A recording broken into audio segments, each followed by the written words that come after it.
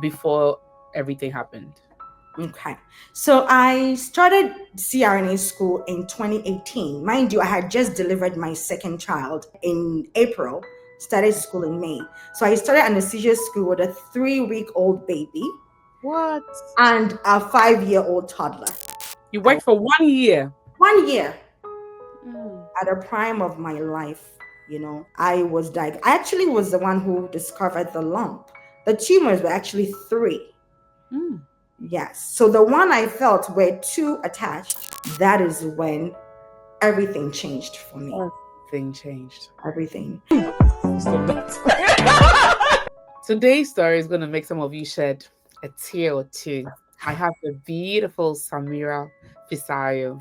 I was speaking to a friend just before our call, and he was saying that Fisayo is Yoruba. Yes. Fisayo. My husband is Yoruba. Ah. Yes, my husband is Yoruba. I'm Ghanaian, full-born Ghanaian, but I happen to, the Nigerians, they know how to, They know how to words. to They know how claim to. Oh, do they? Yes. Okay. So, yeah, Wow. even now when I say I'm Ghanaian, my few Nigerian friends will say, "What? You're not Ghanaian, you're Niger, babe." I said, please. Oh, I So, see. You yeah, met him in America? I did. I Okay. met my husband here. Yes. Yes. I I see. never envisioned myself, Getting married to a non-Ghanaian. a non-Ghanaian, correct. And so but it's been a blessing. Yeah. I couldn't have seen it any other way. It's been a blessing. Yeah. Yes. Guys, I'm sure some of you may have seen Samira's face in one or two of my videos, or probably in Zion Felix's videos, or somewhere. Right. And she has a very touching story that I wanted to meet her in person to discuss this.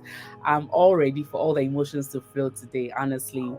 Samira is what we call a CRNA in the US. Most of you might not know what a CRNA is. It's actually what, if I get to that point, I'll know that I have reached in life. CRNAs are the highest earners in terms of the nursing profession in the US. They are a big deal. It's a great deal. To even get to the school to do the CRNA is a different story altogether. And she actually got there. Samira, before I rush into the whole story, introduce yourself and tell us just briefly about yourself, and then we'll get started. Okay. So my name is Samira Fisayo. I have to say it right because my Yeah. family will correct me sharp. Right. I am Ghanaian, but happen to be married to a Nigerian. I met my husband here. I am also a registered nurse. I am a certified registered nurse anesthesiologist. That's right. That's right. It's a mouthful. I know, right?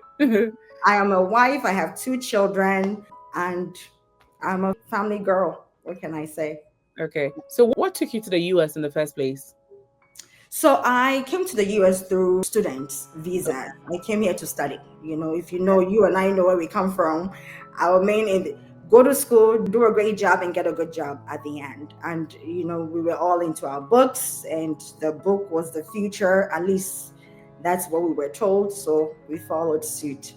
And so I came here to study psychology. And while I was here, I realized, hey, what am I going to do with psychology?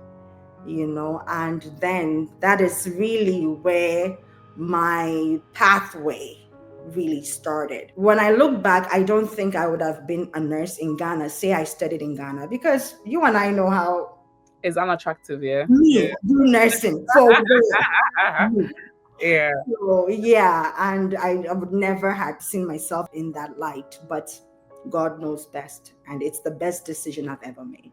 Yes. How many years ago are we talking about? Like the time that you moved to the US? So 2003.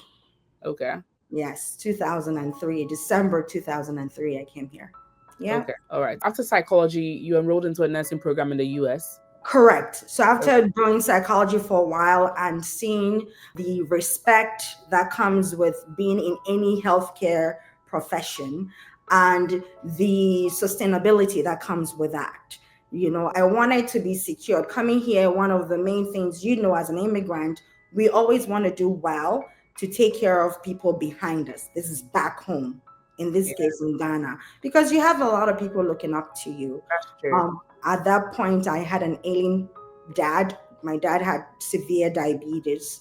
And so there were a lot of family demands. So I basically didn't come here to play, and which is all of us, Yes. who happen to travel to the diaspora. But in that, I realized, okay, I need to change this pathway because really, psychology, I didn't know where I was going.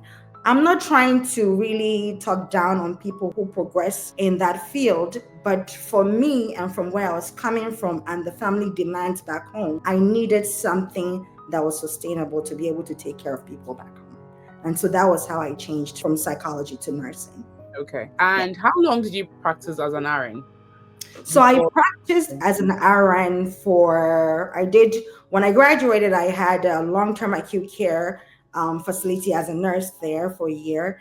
And then I did ICU, in this case, cardiac ICU. So we Wow. took care of patients with heart attacks or for, myocardial infarction, but I know the audience I'm talking to, I need to say heart attack for everyone to know what I mean. A heart attack, people who have had heart transplants. So we took care of all that. In fact, at some point, we even had to cool and warm a patient using some form of refrigeration to preserve the brain. So that Wow. was where I was. I did that for 3 years in Okay. critical care before I decided to move on to anesthesia. Okay. And you went into anesthesia school for about 3 years, right? Correct. It Okay. used to be a 2-year program, in this case, a master's, but because of the whole new revolution, should I say, nursing, where they feel like we can now prepare doctorate nurses. For the long time, nursing's pathway has been so many different entry pathways. And they thought, what a lot of the professions we're moving to, you'd hear of DPT, physical therapist, doctor and physical therapist, doctor and occupational therapist. Why not nursing?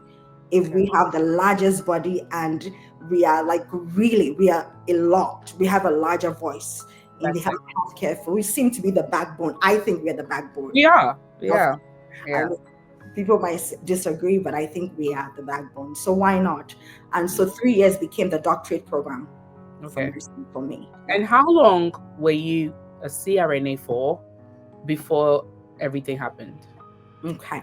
So I started CRNA school in 2018. Mind you, I had just delivered my second child in April, started school in May. So I started anesthesia school with a 3-week-old baby What? and a 5-year-old toddler. Jesus Christ. Yes. Okay. Yes. And while in anesthesia school, if I think about it, I just want to encourage somebody here since we're talking about that. When I look at my situation, I would have dropped out of anesthesia school because I am a newly delivered mother with 3-week-old baby and a 5-year-old toddler. I was pumping in school in between lectures. You do whatever you have to do because why? I refused to be a statistic. I'm an immigrant. I am here. I've worked really hard to get to where I am. And our system is such that there are statistics for people who drop out. And then it becomes when you go to the school's website to want to enroll, you see the attrition rate. I don't want to be in that statistic there that I dropped out because of that. No, I want to Yeah. make it all the way. And I realized very quickly on in the program that, people were bringing me 100%. I needed to bring my 200% best. Why? Because I know my situation, so I can't go like anybody else. I have to do double the work Yeah. because I refused to be a statistic. And I was in the program for 3 years, graduated with the highest GPA, might I say. So anything is doable, guys. It's doable. Wow. Yes, Wow. yes, And yes. um, And mhm. graduated 2021 in May of 2021, passed the CRNA board license in June. And guess what? I worked for a year, 2022, June. You I worked for 1 year. 1 year Mm. at a prime of my life. I actually was the one who discovered the lump. because I wasn't yet at the age where we go for, mammograms. You had to be 40 to get to doing mammograms yearly, I believe. And so I felt this lump and followed through couple biopsies. In fact, the day I went for biopsy, they noticed that the tumors were actually three. Yes. So the one I felt were two attached, and there was one really further lower in the lower part of my breast. And in fact, there was no way I could have felt that. And they discovered it was three tumors, and I was diagnosed with invasive ductal carcinoma of the breast. That is when everything changed for me. Everything changed. Everything. You can imagine at the prime of your life, anesthesia school is tough, guys. The things I've heard that you can't even work whilst you're in the school. Yes. Sometimes you're even made to sign something that you're not going to work because it's very demanding. And the struggle before you even get accepted into the school. We had 200 applicants. They only selected 10. This is more rigorous than medical school. I tell people it is more intense. 200 applications that came in. They took 10 people for the program. It's no joke. And I can understand why it's intense, because you're dealing with life here. Anesthesia is rigorous, is intense, but incredibly rewarding. If you think about, going for surgery, it is the most vulnerable state of anyone's life. Imagine just being unconscious on a table, but you've put your hope and trust in the hands of expertise that you trust that they will do right by you as you sleep. It is an incredible state, vulnerable state to be in. And so I can understand why it's intense. You need to know what you're doing, because there's life at stake here, and the regard for life is mind blowing, which is why I don't play with, we all don't play with life and people and relationships. If there's anything I have learned, is to nurture the relationships we have today. It's crucial. Cancer taught me that. And so I was angry with this diagnosis after a year. Imagine. I was angry. It was at a prime to actually reap off the fruits of my labor in anesthesia school, only to be told this. It was the darkest moment for me. I can't even describe it. But I remember there were times I asked God, I'm like, why? Why? Have mercy on me after a year. At least let me enjoy some of the anesthesia money before before this comes. But no. But I remember this saying by Martin Luther King that it is in the darkest moments that the stars become visible, that you see the stars. For me, it was that moment that I saw that glimpse of light. So the light for me meant hope. The light for me meant self-discovery. The light for me meant I will be blown away. I'm going to be blown away by realizing some of my untapped potential. And it was also at that point that I realized that I had a thing for business or entrepreneurial spirit. I didn't know that, I've always been a medical person, and you never see yourself in any other light besides that. At least that's how we make our paths or carve our paths. But I saw a different side of me I didn't know existed. Also why I'm able to talk to you today. Wow. Maybe it's emboldened me. I don't know. So let me take you back. I know, I'm sorry that I have to remind you of, Oh no, please go ahead. Life, but I think that this can happen to anyone, Samira. It can happen to anyone watching us today.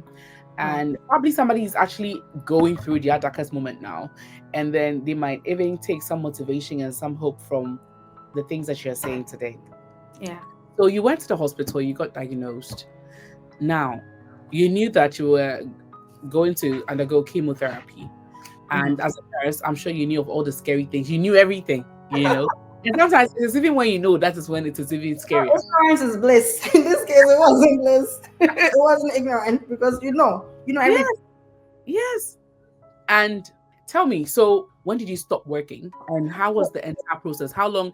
And when I hear these cases in America, I'm even, more worried because over here, you know that the NHS is going to pay you something when you're in the house, as a nurse. I'll share something when we cut the line.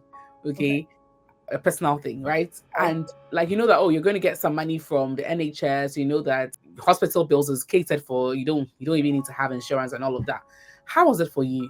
So before I start that, I would like to really thank my husband.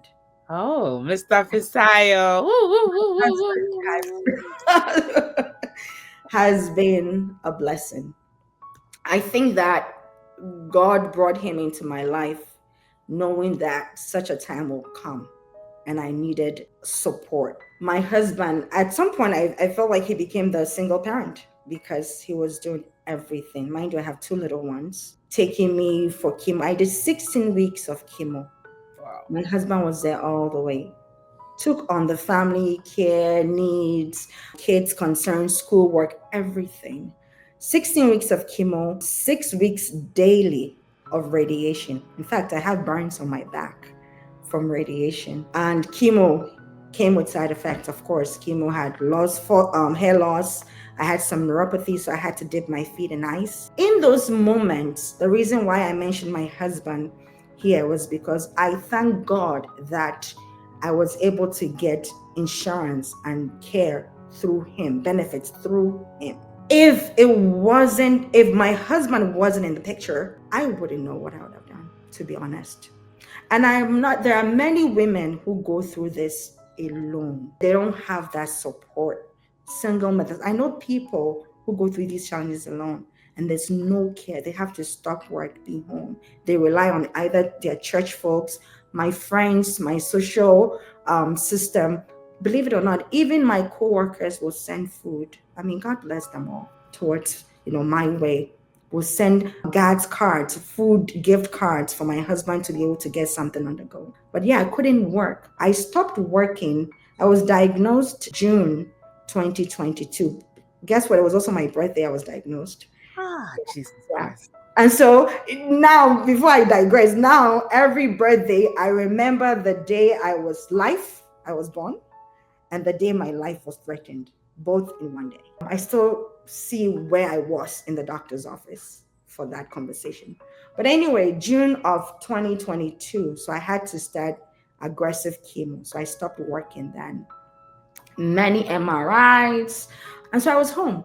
Now, my position as a CRNA was such that I had taken on independent contractor type of CRNA anesthesia delivery. And so in this case, if you don't work, you don't get paid. Oh my goodness. Absolutely no income.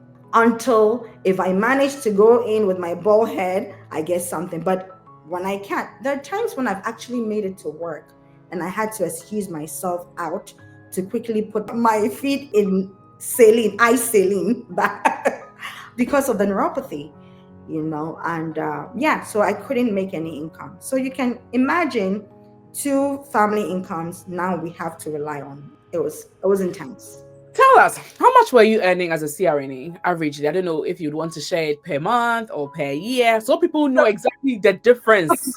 The difference in income. You this girl here. You better I'll skip that. Ha. So the average CRNA for my state can make up to $250 a year, $250,000 a year. Crazy What money. is the average income? 250 in my state, knowing Yes. that cost of living, every state has a different cost of living. But yeah, 250. Wow. That was it. Yeah. From 250 to like almost zero. Zero. That is Yeah. huge. That's a Almost big zero. difference. Huge.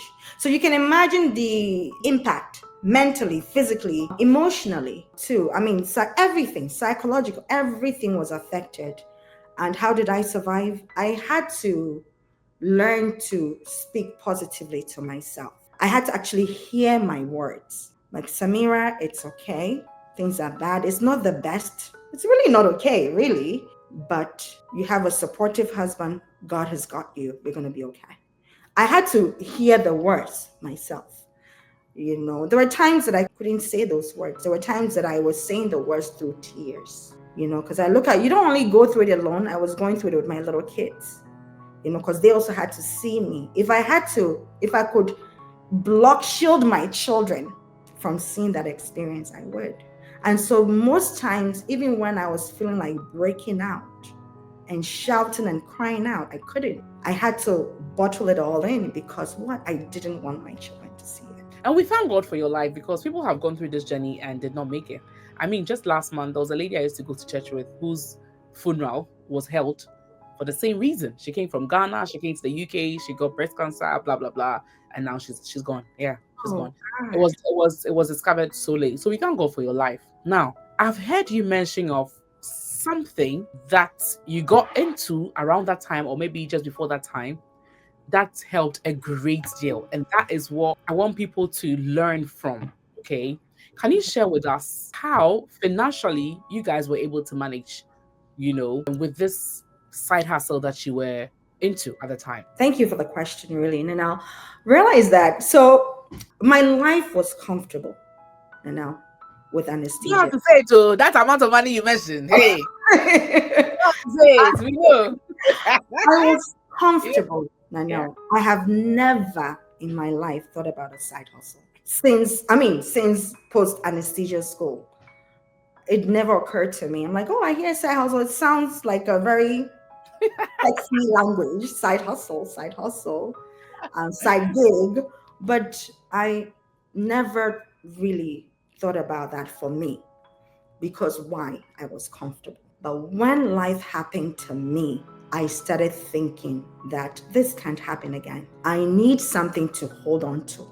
That no condition is permanent. Even the condition of making up to $250 a year is not permanent. Yeah. A friend of mine, he's a financial guru. I've interviewed him on this channel several times. He's called Dr. Shadrach Dari. He's a lecturer here in the UK. And he would always say that good times don't last. Sure. Bad times don't last either. But just remember that good times don't last. No. Yeah. And that is so right on, so spot on. And that was my reality. That was like, okay, God, what am I going to do? Because if you have been diagnosed with cancer, it doesn't end. You will forever in your life be worried about it recurring. Right. I always look over my shoulder. That's true. Always. You just never stop thinking. Yeah. And so if that's going to be a constant fear, okay, and not that it's crippling me, it's just an awareness that is always going to be that fear. So what do I do? Mm-hmm. I started looking into what is the side. Me, I don't know how to do anything else. I don't know how to be like you and talk and oh no, yeah, very well. Oh, maybe you should start a YouTube channel. So when your back is against the wall, something is activated in your body, in your system, in your brain. I don't know what that something is, but something is activated. Now, I felt that strong urge to get something to do. Look into things I've never looked into. Me, I don't know how to do business. I don't know how to do so many things. What am I going to do? So in that moment, a friend introduced me to this online business. I'm like, Nikki, she's Nigerian. I'm like, she's also a nurse. And in fact, I know she's a nurse, but she doesn't work. She's home and she gets these checks and she's making. I'm like, what is this? And it was at that moment when I was looking for, she called me saying, hey, I don't know why I feel like I should share with you what I'm doing on the side. I didn't go asking. And so at the time, no, I didn't go looking. So at the time when I was asking those questions, when your back is against the wall, like I said, something is activated. Is it in the universe? Is it within you? Something. So this is where the walk of faith comes into place. I'm not one to preach. I've come to believe these things strongly. And she called me and mentioned this new online business. And I said, what is this? Because mind you, healthcare, medical, all I know is medicine. Okay. Yeah. I don't know anything other business. For what I know, there's a lot of online scams. Okay. And I'm like, online business. Secondly, I am not computer savvy. What am I going to do online? I don't want to show my face. Nobody wants to see my braces. Why would I want Topics to? are beautiful. Let's get that clear. Okay.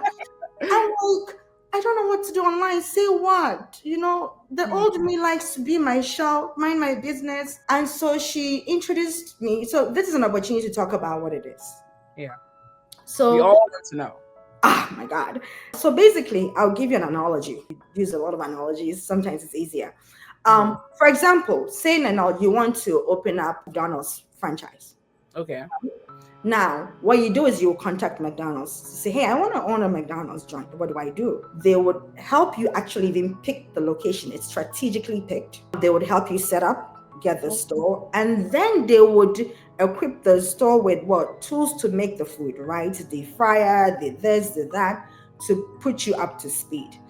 Remember that McDonald's tastes like the same. The McDonald's you eat in UK, it's the same taste. Have you ever wondered why is it the same taste? You go to Japan, it's the same McDonald's taste because there's a way they do it.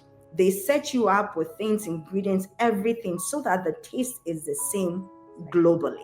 Yeah. It's the same thing here. This is like an online franchise. Okay. What we do is we set you up with the tools. A lot of people would say, I want to do something online, but I don't know how to. Yeah. So we come in here with software, AI embedded software. We help you set up your online website. We give you all the tools so you know where to click. This is how you can do an ad. This is how you can get an email so that the system would automatically generate ads for you without you actually pressing the button. So these are tools you get set up with. And we also teach you how to check if somebody has reached out to you. The online space that never sleeps. You know that. Yeah. As you're doing this now, you're waiting, you're praying for people to view it. The more views you get, it will translate into numerically, correct? Right. It's the same thing here. As you're able to advertise in the online space and people see from wherever. Okay. And they click on it saying, hey, Samira, I saw this ad. Can you tell me more about it? The system automatically sends me a message. Hey, somebody in Australia saw your ad. Like how we're seeing it now all over the world. And we're like, oh, we like the now we go and comment. Is the same concept. Yeah. Okay. So when you come on board, every business has a startup capital. And I know you attest to that. To start this beautiful platform you have, you needed cameras, you needed things, Right. There's an initial investment. Okay. Right? And so that is an initial investment to start. Some of the investments you make, it will set you up. You pay $149, the software is yours. The moment you pay the $149, we make that software available to you. This is a software you need. And now this software, you and I know computer software. I don't know of any software in the US that is $149. But my back was against the wall and I was skeptical. And I thought, you know what, Father, I am getting into territory that I have never gone on before, but I need help. But when your back is against the wall, you do everything. Why did I go with this specific business? Because I did my research. We're medical people, we don't do things blindly. There's always evidence-based, correct? So I looked into it. I found out that they have branches here in the US, all over the world. Okay. In fact, they have branches in the UK. They have regulations where the money you make for them is patented by the US. Okay. And so the commissions they give you for advertising and getting people on board, that is patented. It will never go back. Okay. It only goes up. And so if the company, let's say in 1 year does not do well, they have no right to decrease the amount of commissions they give you because it's patented. It's set. I went with this also because I found out that the US government takes taxes from the business. Okay. Now, you and I know our US government. They will never be affiliated with any scam-ish type of business, ever. And so if the government takes taxes from this business, then it's legitimate. Yeah. So that is was sold. Sorry to interrupt you, but so if I understand correctly, it's like a bigger company where you're sort of like getting a franchise of that company, right? And then you, the team, is going to help you start your own website or your own software to be able to operate in your own way and how you manage it and all of that. Is that it? And Correct. how lucrative is this that it was able to actually help you and your family financially through these dark moments? How lucrative is it? And how much are we talking about? How much time do I need to invest and all of that to be able Very to good actually question. make the most out of it? Okay. So let me start by saying this is not a get rich quick scheme. Because some people want to, oh, online business, get in, start. This business will give you what you give it. So Okay. I tell people this, and I find that people have difficulty realizing that this is their own business. Oh, okay. You are your own boss. Okay. Nobody, you don't get up to clock in and clock out. Nobody tells you what to do. Okay. Now, when we set you up, when I talked about the initial investment, it comes with medical grade products. Okay. Anything for health, I mean. Okay. And so this medical grade product, when you purchase one or two or three, whatever you want to purchase, that's your initial investment, and you use it for yourself. You Mm, do not go around selling. We don't go around selling mm, at all. And mm, so the company wants you to be able to use something so that if you're going to rave about product, you want to be able to say it from a place of sincerity, mm, that I've used it and it's good, rather than just promoting something you've never used before. And so as you are able to get people on board who buy in and also start, you make commissions. You make commissions also, why? Because you're mentoring people. Nobody wants to work for free these days. And so yeah. the company says, if you're mentoring people into this business, we're going to give you a good commission Okay. because you're mentoring people. And so whoever you bring in, they would also reach out and bring others in. Okay. Now, how much time do I spend on this? Mm-hmm. So in a day, it's the best nap when I was home going through chemo. I only look at my business to see how things are doing online. Maximum, I'm even being generous, 2 hours a day. And that's Okay. it. And that's it. Versus going to work, give anesthesia for 12 hours. That's true. And this is my business. Yeah. Nobody lays me off. I don't get up and report to anybody. This business, because it's online, it is working even as I sleep. Okay. This is an online space. And the People, product. Okay. Yeah. yeah, people are watching your videos even while you're sleeping now. That's true. It's a global platform. And so Yeah. that is the beauty of an online business, that you are not only limited by where you live, your town, or what have you. People anywhere can see your business, and your reach is far and wider. Mm-hmm. And regarding the returns, I mean, these are, I do want to show checks. I don't like, Please show. I don't want to show Show. the amount, but Please show. some of the checks I get at home. But Wow. now, What's the these, biggest if you received? the biggest I have received is $1,500. And it came, is it weekly or monthly or So it comes as you get people on board. When you okay. get people on board, you're mentoring them. I mean, there are people who have made up to, there's a Ghanaian girl I'm trying to she's like my mentor. She made $500,000 between January to this month. Wow. $500,000 she made. Wow. Yes, but she started this long ago. So one thing I would say is, I notice we find a lot of excuses. I think the idea of having your own business, it's too broad or too exciting that we can't comprehend.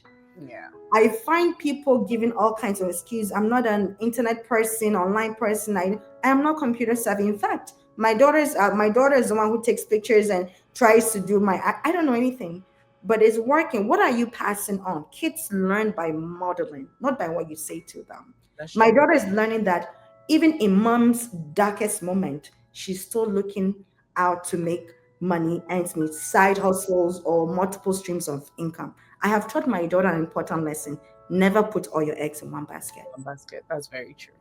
And so my kids, when they see the checks, they actually deposit my checks for me online because they've taken it on. Mom, there's a check, and they're happy. I can't tell them, you can't speak this into the lives of children. They do what you do. That's People true. have told me I'm not this, but people's work ethic for 9 to 5 is mind blowing. My goal in life, after going through everything, is to break that cycle of employee mindset. That is my goal. That you go to school, we are very brilliant people. A lot of us are. But we go to school and get a good job, work under somebody. Not the other way around. Go to school, perform, get good grades, and make employment avenues, create employment avenues for others. That is not what we are taught. And so my goal is to change that narrative. We wake up, we make sure we put our alarms on to make sure we get to work on time. We don't want to be late. We make whatever arrangement we have to make for our children. I admire this lady you interviewed who backed her daughter, her child for her PhD dissertation. Yeah. I want to just hug her. She is like my hero. I love what she did. Yeah. Why? She didn't say, "Oh, I don't have childcare, so I'm not gonna go." But she said, "This is what I have. If I look at my situation, I won't go give my dissertation, but I am going to, in spite of the hardships, I'm going to back my child and take her." And so the excuses, the work ethic we put to enrich other people's lives, let's put that in enriching our lives. What about our lives? Today, they'll lay you off easily without thinking. True. What happens when you're home? Get up. Put that time in yourself. Yes, you don't know where you're headed. The initial investment is a lot, but you can do it. Wow. I know there are people that really want to know more, but we've already clocked 37. We passed our time, I know.